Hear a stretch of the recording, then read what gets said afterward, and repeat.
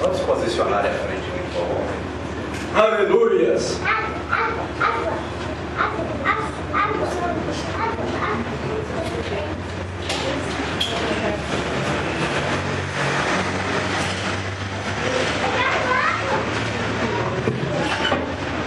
Meus irmãos, pode chegar para frente da igreja, para frente. Nosso irmão expedito, nossa irmã Maria, porque eu estou falando deles, os outros também são colaboradores, amém? O que acontece?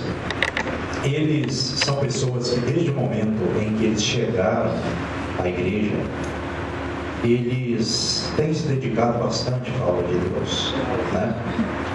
E assim, seria da minha parte um erro, eu julgo assim, não consagrar os dois ao obreiro, porque os irmãos que têm acompanhado um pouco mais de perto têm visto isso, a dedicação deles como obreiro da casa do Senhor, obreiros da casa do Senhor. E o que é um obreiro? O que faz o obreiro? O que faz o obreiro é a obra. Aquele que faz a obra é um obreiro. Essa é a questão. E eles têm provado na prática isso para mim. E o Senhor tem me sensibilizado para poder consagrá-los no momento certo. E hoje é esse dia deles serem consagrados. Amém? Talvez a pessoa pode pensar assim, pode imaginar, poxa, mas dessa idade, né? Mas, irmãos, a Bíblia fala no Salmo, se eu não me engano, 92. Quer ver? Abra comigo aí. A base bíblica que eu vou dar é essa. Nem eu sabia, o dia que eu fui, mas assim, o Senhor também trabalha de diversas formas. Tem dia que a gente tem que estar na inspiração do momento. Então, olha só o que diz o Salmo 92. Versículo de número 12 em diante. Salmos, livro de Salmos 92, versículo 12 em diante. Diz assim: o justo florescerá como a palmeira, crescerá como cedro no Líbano. Plantados na casa do Senhor, florescerão nos átrios do nosso Deus. Na velhice darão ainda frutos, serão cheios de seiva e de verdor, para anunciar que o Senhor é reto, Ele é a minha rocha e nele não há injustiça. Amém? Amém. Principalmente aqui, falando daquele que está fazendo a obra do Senhor, falando da fonte de vida. Ele é uma árvore de vida. É aquela pessoa que tem vida espiritual, porque ele vive a obra de Deus e a vida espiritual. E principalmente aqui, no versículo de número 14, ele diz: na velhice darão ainda frutos, serão cheios de seiva e de verdor. Amém? Então, irmãos, não tem idade para o Senhor. O Senhor tem vontade. Havendo vontade, a obra é feita. Ele usa, Ele opera. Entende? Então, baseando-me também nesse versículo, nesses versículos, eu estou consagrando eles, porque eles têm provado, né, através da obra, que eles são obreiros práticos. E quem conhece os dois sabe que eles não estão preocupados em fazer para ninguém ver que não seja Deus. Eles nem fazem questão de aparecer, né? Não que isso seja errado, a pessoa, né? A gente está gravando um culto como hoje, isso é normal, principalmente hoje em dia. A questão é que eles nem preocupam com isso. Mas o pastor tem que ter a visão, né? E tem que observar. Então o Senhor me deu essa sensibilidade, esse discernimento para consagrá-los como obreiro do Senhor nesta noite. Amém? Vou pedir à igreja que se coloque sobre os pés. Venha para cá, irmãos. Aleluias. Glória a Deus.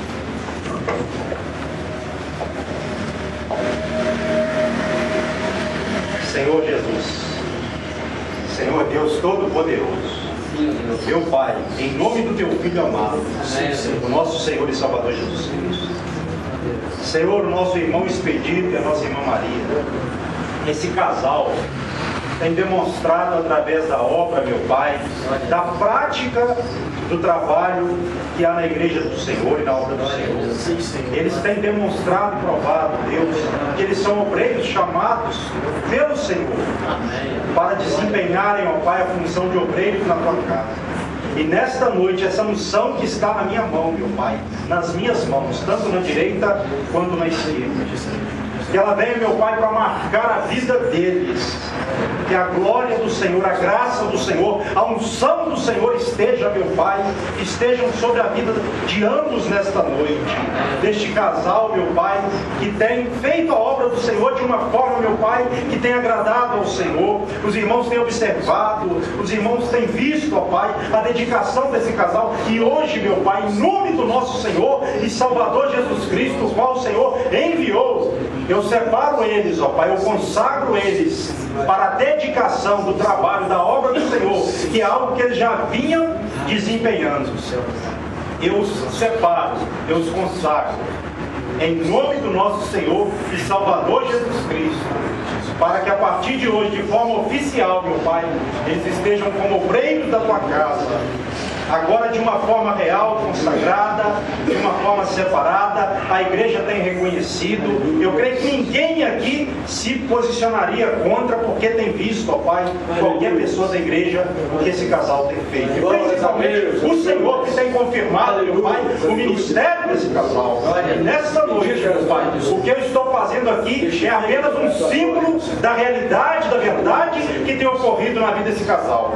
Assim, meu Deus e meu Pai, eu oro ao Senhor, consagro-os e os abençoo, e que o ministério deles, ó Pai, venha a ser, conforme fala o livro de Salmos 92, principalmente o versículo 14 que nós lemos, que eles continuem frutificando, meu Pai, na obra do Senhor, e que os frutos, ó Pai, sejam viçosos, sejam como da árvore plantada junto a ribeiros de água, a qual dá o seu fruto na estação própria, e cujas folhas não caem, e tudo quanto eles fizerem, que venha prosperar. Em nome de Jesus eu oro e consagro-os e os abençoo. Amém. E graças a Deus. Amém.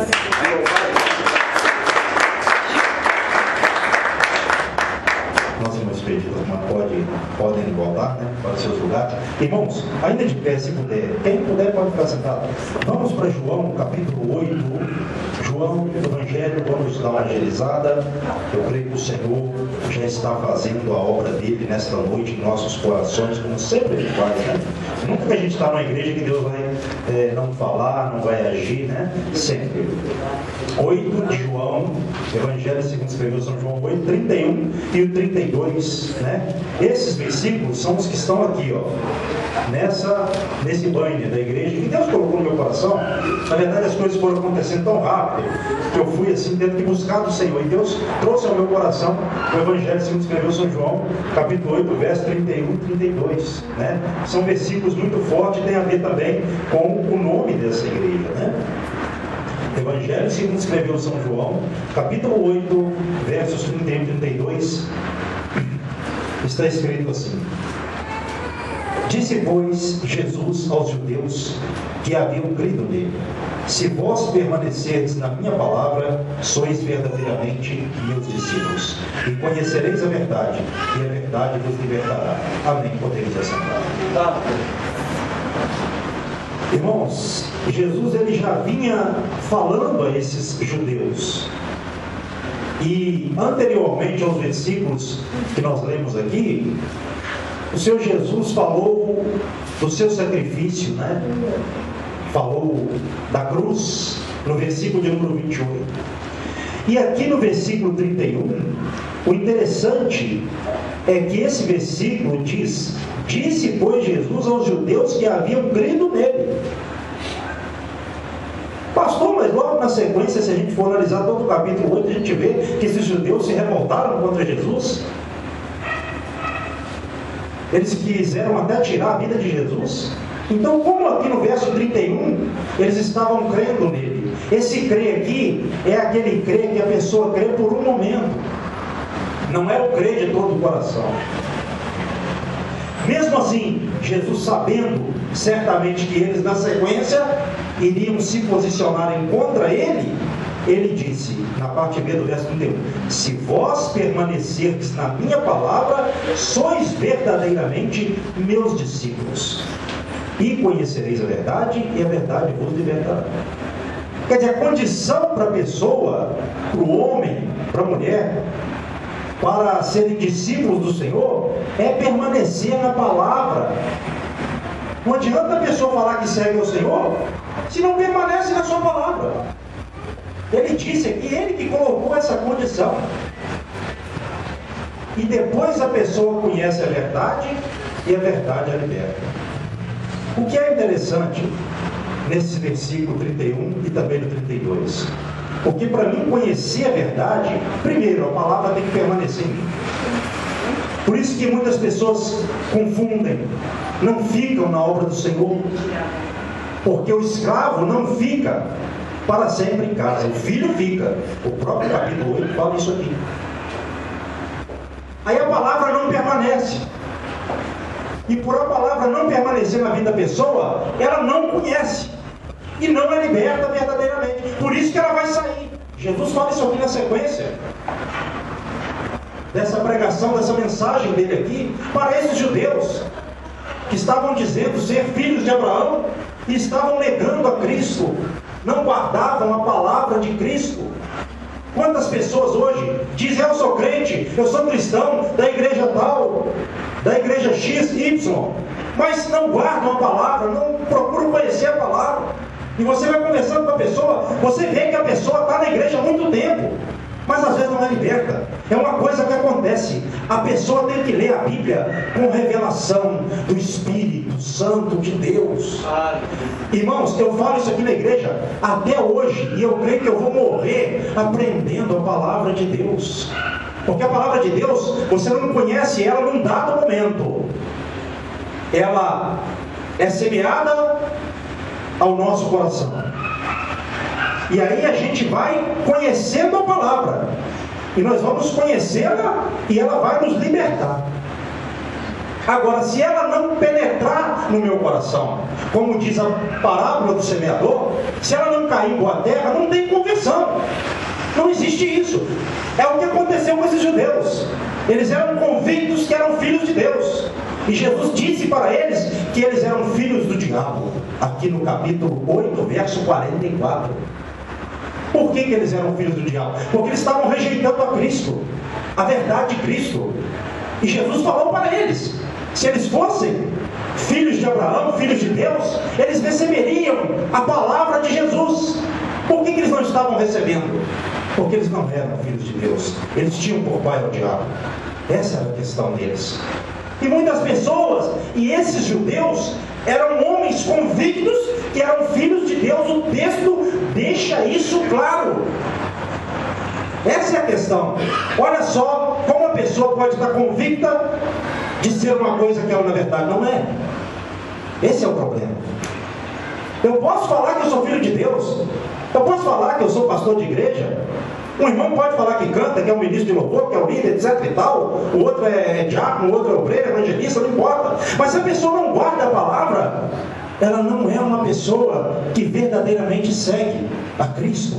Essa é a realidade.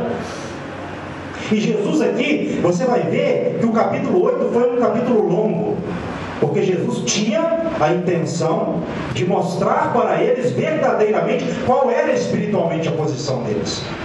Pessoas que achavam ser uma coisa que não era.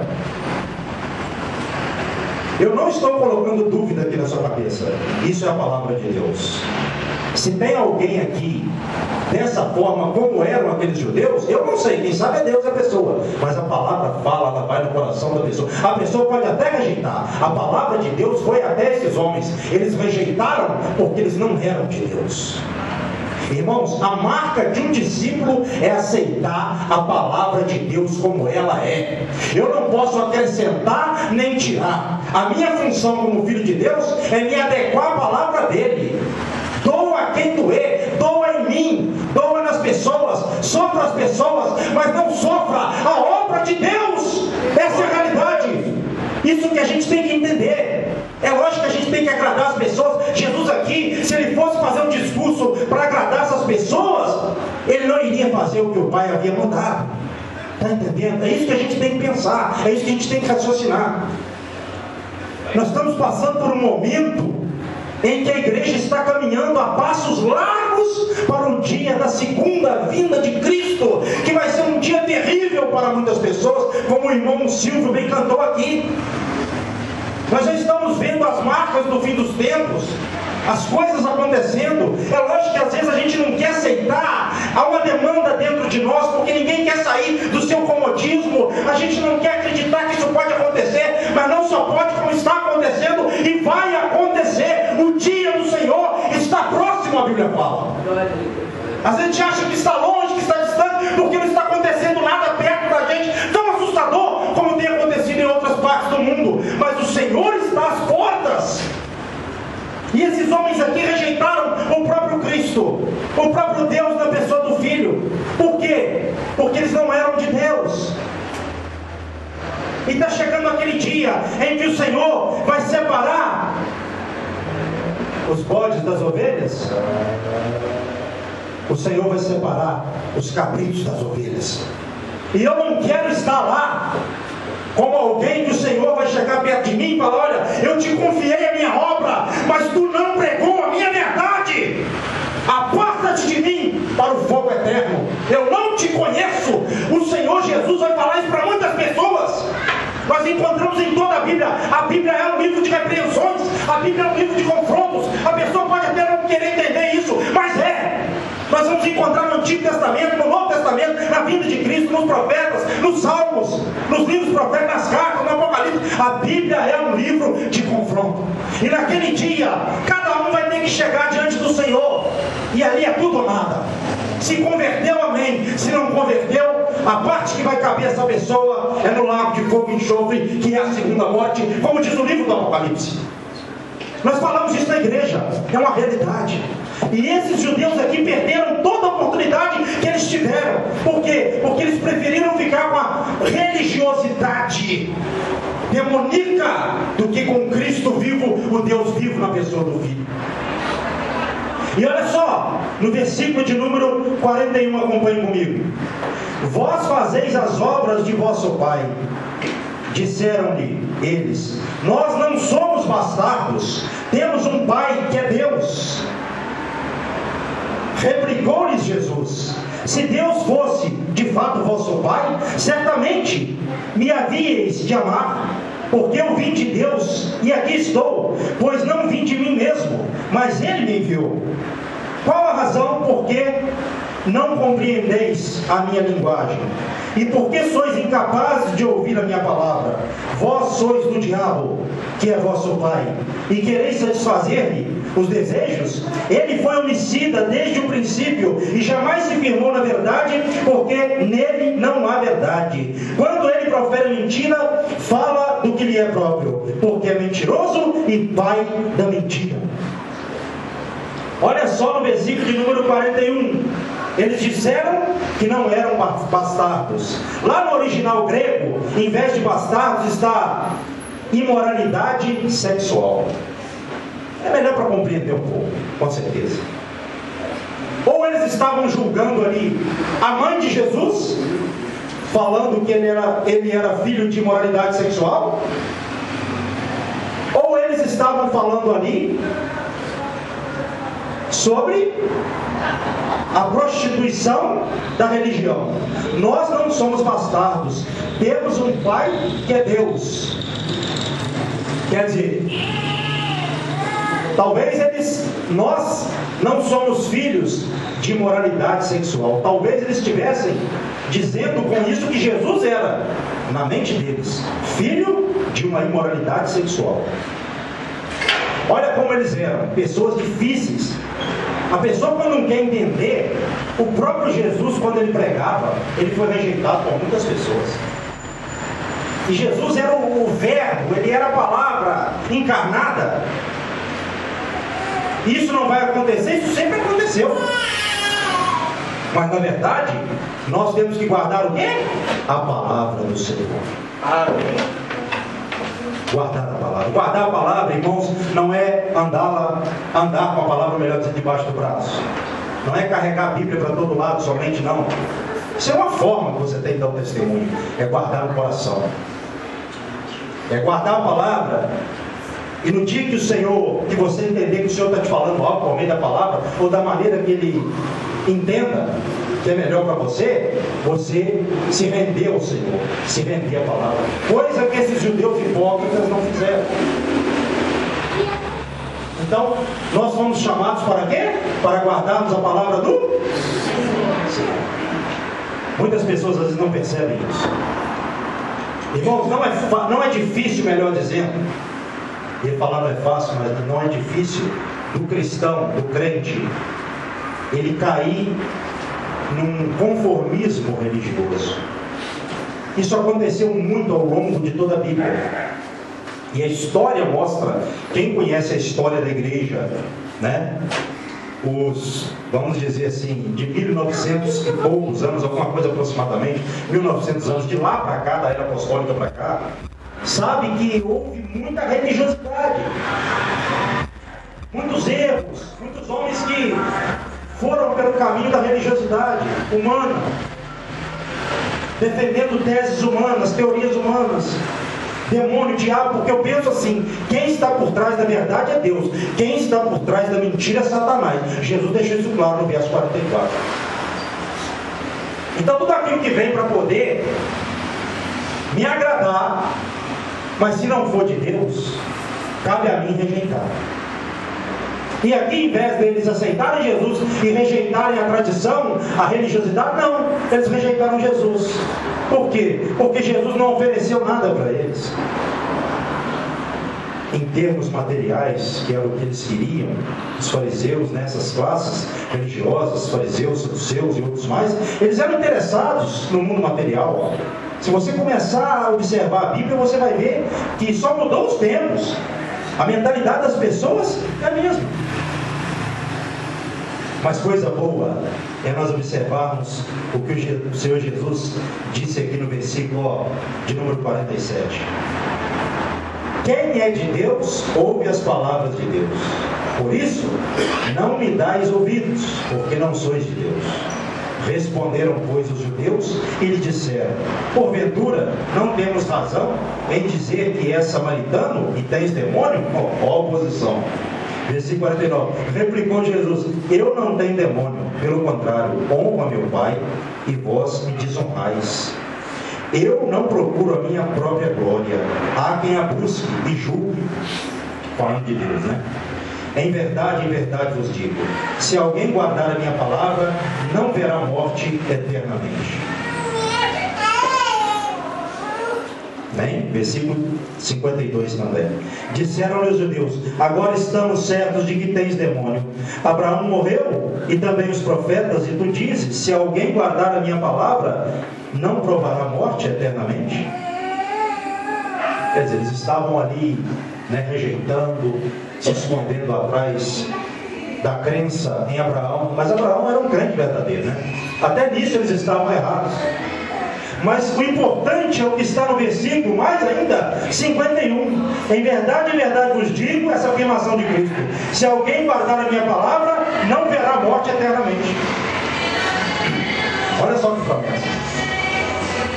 Quem guardar a minha, não verá eternamente. Nós podemos parafrasear isso aqui, trazer para uma linguagem mais clara. Aquele que guardar a minha palavra é imortal. Mesma coisa. Irmãos, olha só a promessa. Como Jesus falou sobre a sua palavra. Não me entenda mal. Guardar a palavra é praticar e viver. Pastor, só faz tudo que o senhor prega? Eu queria fazer tudo que eu prego. Eu tento, com todas as minhas falhas, mas a palavra não tem nada a ver com os meus erros. Ela continua sendo o padrão, a regra de fé e prática. É isso que a gente tem que entender. O homem sempre vai falhar. Agora, tem uma coisa é falhar, outra coisa é viver na falha. Não se pode viver na falha. Porque Jesus falou uma coisa aqui, muito interessante. Eu quero que você acompanhe comigo, eu vou te mostrar com a Bíblia. Verso 34. Replicou-lhes Jesus: em verdade vos digo, todo que comete pecado é escravo do pecado. Está vendo? Então uma coisa é a pessoa pecar, outra coisa é a pessoa... Esse pecado que Jesus estava falando aqui é aquele pecado que a pessoa vive nele, que João fala lá. A pessoa que vive em pecado, essa não é de Deus. Entende? Então o pecado ele escraviza a pessoa. A gente tem que fazer como o apóstolo Paulo. A gente tem que ser escravo de Jesus Cristo. Sabe por quê? Porque Ele foi o nosso servo. Ele nos ensinou a servir. E esses homens aqui não queriam abrir mão da posição deles. Eles viam um filho de Deus ali, mas como servo humilde, pregando a verdade, debatendo com as pessoas. Eles não queriam isso. Por quê? Por causa da posição social, por causa do status. Só que o Evangelho não tem nada a ver com status. Deus ele salva qualquer pessoa que entenda a sua palavra. E qualquer pessoa, na verdade, ela pode entender a palavra do Senhor. Ele pode ser um leigo, ele pode ser cego, ele pode ser surdo, ele pode ser mudo. Deus tem a sua comunicação de falar e convencer o ser humano da sua verdade. Agora, a única coisa que Deus não pode fazer é salvar um hipócrita, é salvar uma pessoa que se comporte como os fariseus se comportavam. Eles não quiseram a salvação, eles perseguiram a Cristo, eles contribuíram para a morte de Jesus, e com Jesus é 880, ou você aceita Ele, ou você rejeita, ou você é a favor dele, ou você é contra Ele. E eu não quero ser contra o meu Senhor, eu quero ser a favor dele, ainda que isso me custe perdas, porque o próprio Jesus falou que aquele que quisesse seguir a Ele, iria sofrer perdas. Quem me conhece sabe que na igreja eu prego isso constantemente, porque isso é o Evangelho de Cristo. Aquele que quer tomar sua cruz e seguir após Jesus, ele vai ser perseguido, ele vai ser afligido, ele vai ser apedrejado, como uma figura de linguagem que a gente usa para falar dos ataques do diabo das pessoas. Mas tem uma coisa: ninguém pode roubar a sua coroa. Se você for fiel, ele vai te dar sua coroa. É uma coroa da vida, é uma coroa de salvação. É isso que eu quero. Ainda que eu tenha que perder uma posição, ainda que alguém fique com raiva de mim, ainda que alguém me rejeite, fale que eu sou filho do demônio, porque eles falaram que Jesus não era de Deus. Eles disseram que Jesus tinha demônio. E algumas pessoas vão falar isso também, de você que serve a Deus. Vão julgar você pelo lugar onde você mora, pela sua condição financeira, social. Muitas pessoas fazem isso. Isso é antigo. Isso faz parte do farisaísmo diabólico da época de Cristo. E essas pessoas, elas têm uma finalidade. Qual? O que os fariseus faziam? Eles atavam um fardo muito pesado, colocavam nos ombros das pessoas e não moviam um dedo sequer para ajudar. Você quer conhecer um homem de Deus? Compartilhe da sua vida com ele e veja a posição dele para com você, se está de acordo com a Bíblia ou não. Na prática. Porque uma coisa é eu pregar para você aqui, outra coisa é na hora que eu descer do púlpito. Você está tete a tete comigo. Aí você vai ver se eu sou um de Deus, vou ver se você também é uma pessoa de Deus. É assim que a gente tem que aprender. Não adianta ficar de blá blá blá olhando, não. Tem que conviver. O Evangelho é vivido. E Jesus também não ficou assim, vamos dizer, aclamando as pessoas para seguirem Ele, não.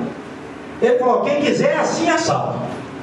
Era, porque ele sabia que o negócio dele era ligeiro, e ele estava de passagem na terra, e daí a pouquinho ele está lá na glória do Pai, sentado à direita dele. Glória a Deus. Irmãos, o cristão tem que saber disso. A visão é a cruz, a visão é governar com Cristo, é reinar com Cristo. A glória nossa também não pode ser desse mundo. O que é que Jesus falou? O meu reino não é desse mundo. Ele falou claramente. Por isso ele não estava atrás de coroa, de trono aqui na terra, não. Se ele quisesse se corromper, ele teria se corrompido. Mas ele não se corrompeu por quê? Porque o reino dele não era material, era espiritual. Tem que entender a coisa.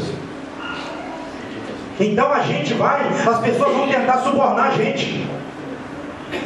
Isso acontece. Aliciamento. Ô fulano, vamos lá para a minha igreja? Pra você cantar lá, para você pregar? De vez em quando eu falo isso, né? Satanás purinho. Tentaram corromper Jesus. Você acha que não? Lê a Bíblia que você vai observar. Só que Jesus, ele sempre repreendia os enviados do diabo, porque ele era de Deus. Ele não podia se vender, porque ele era incorruptível.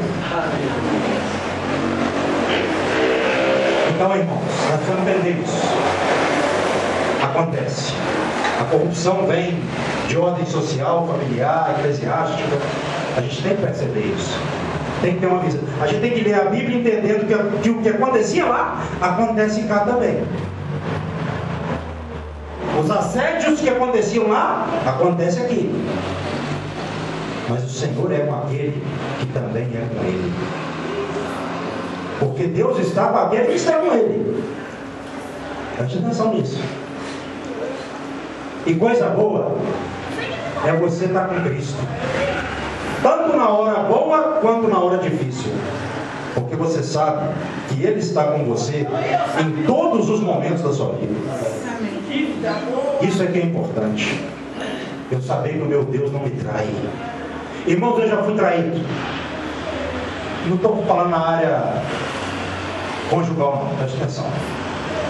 Estou falando na área espiritual. Nós estamos falando aqui de corpo de Cristo, de obra de Deus. Preste atenção. Eu já fui traído, não uma só vez, na obra de Deus. Sabe o que eu pensei no final das contas? Tive que me posicionar e continuar minha vida. Desde quando eu aceitei Jesus. Primeira igreja que eu cheguei nela, eu já comecei a ser traído. Só que eu não conhecia a Bíblia direito. Eu não vou falar a minha sorte, né? A graça de Deus na minha vida foi que Ele me dirigiu a conhecer a palavra. Aí eu fui vendo que os homens que seguiam a Deus sofriam. Aí eu fui amadurecendo para aprender também, que eu não sou diferente deles.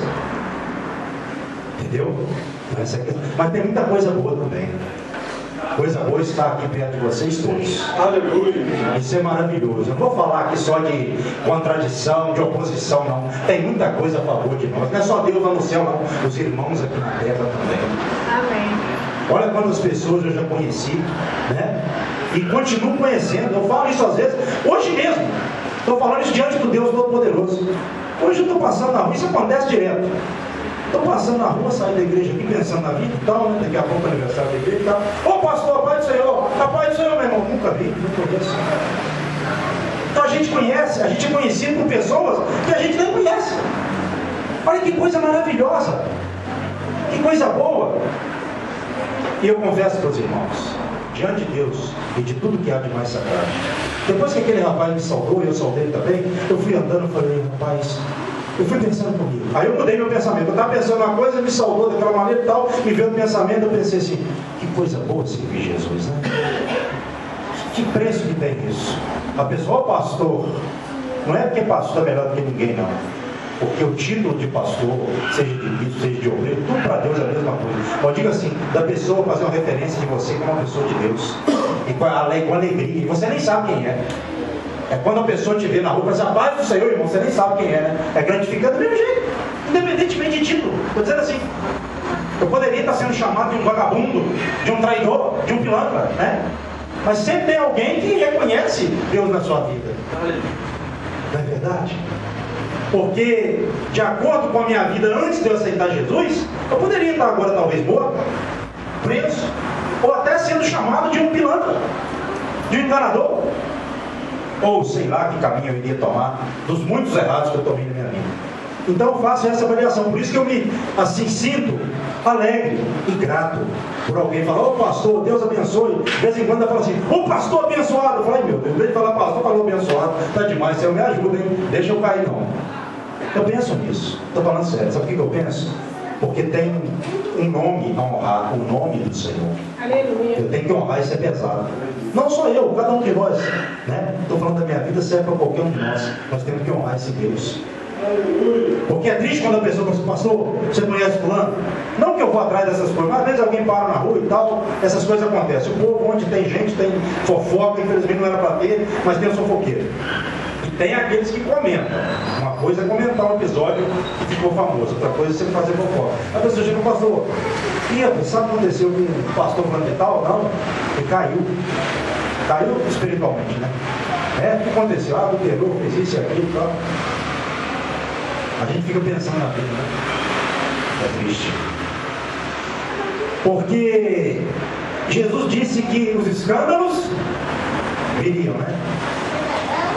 Mas o que ele falou acerca daquele que escandaliza um pequenino? Melhor amarrar uma pedra de moinho, uma grande pedra, ainda fala assim o texto lá, de moinho ao pescoço e fosse lançado no mar. do que fazer um filho de Deus se escandalizar. É melhor morrer, Jesus falou isso, é melhor morrer do que promover o escândalo para um pequenino, para um cristão que crê em Deus. Olha só que coisa. Isso é sério, irmãos. A obra de Deus é pesada. Pesada sim, na responsabilidade. Olha o que Jesus passou até o fim, até a cruz. Mas temos coisas boas. Temos coisas boas. Eu acho não. Perdão.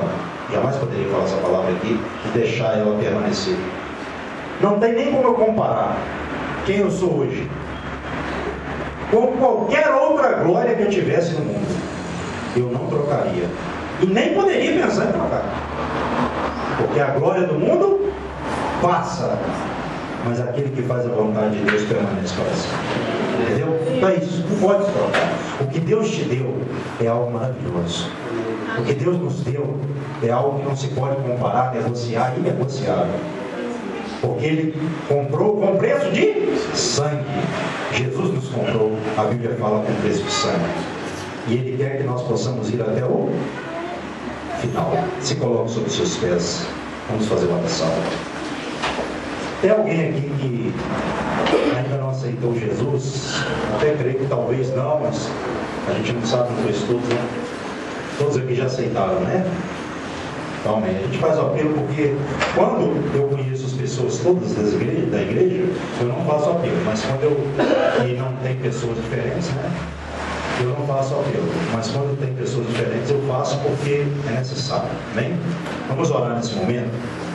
Pai querido, Pai amado, nós te agradecemos. No término deste culto aqui agora, nós já estamos dando números finais ao culto desta noite, o culto de festa, de ação de graças. Deus, nós ouvimos lindos louvores aqui na frente. Ouvimos o nosso irmão Silvio, o nosso irmão Gelson cantando.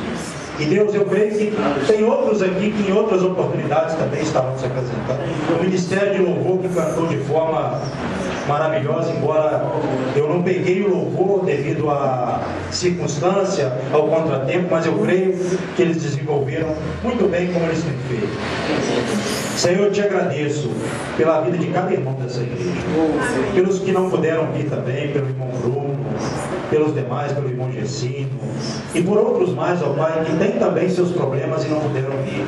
Te agradeço pelos visitantes, ó Pai, que nos deram a honra de estarmos recebendo eles aqui nesta noite.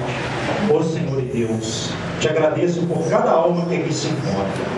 Senhor, é muito maravilhoso, como foi falado aqui nesta noite. Nós poderíamos estar talvez aí numa festa mundana, perdidos, mas nós fomos resgatados pela misericórdia do Eterno. Nós fomos vistos, ó Pai, em meio a uma geração corrupta e perversa, como filhos do Senhor. Nós fomos, ó Pai, encontrados pelo Senhor, e nós temos que valorizar isso a cada dia. E essa igreja, meu Pai, hoje está fazendo 1 ano de idade. Ela nasceu, meu Pai, num momento meio turbulento, num momento contraditório, mas pela Tua vontade, eu creio, e nós entendemos assim, porque a obra do Senhor também, ela vai acontecendo, e às vezes em meio a circunstâncias contraditórias, difíceis, mas o Senhor jamais deixa de operar e de realizar a Tua vontade. E por tudo, ó Pai, que nós passamos juntos até aqui, eu te agradeço em nome de Jesus.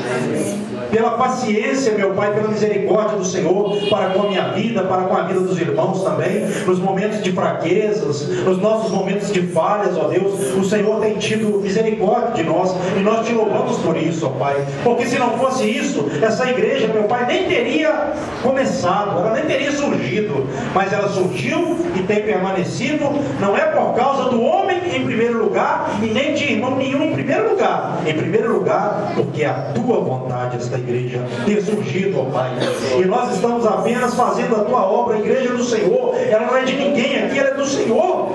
Dá-nos entendimento, ó Pai, dá-nos sabedoria para que nós possamos continuar fazendo a Tua obra da maneira que ela é, para que nós não caiamos, ó Pai, num farisaísmo da vida dos tempos modernos, para que nós não caiamos, ó Pai, numa comodidade religiosa, em algo, ó Pai, que não é do Senhor, em algo que quando nós lemos a Bíblia, nós vemos que nós estamos na contramão, tem uma coisa errada acontecendo, que nós tenhamos a hombridade espiritual para entendermos a tua revelação como ela é. Ajuda-nos, ó Pai, para que nós naquele dia não sejamos confundidos, Senhor, como muitas pessoas, como a Bíblia diz, serão confundidas naquele dia. Nós queremos, ó Pai, naquele dia sermos chamados benditos do Senhor para morarmos na mansão, na morada eterna que o Senhor tem para nós, em nome de Jesus Cristo.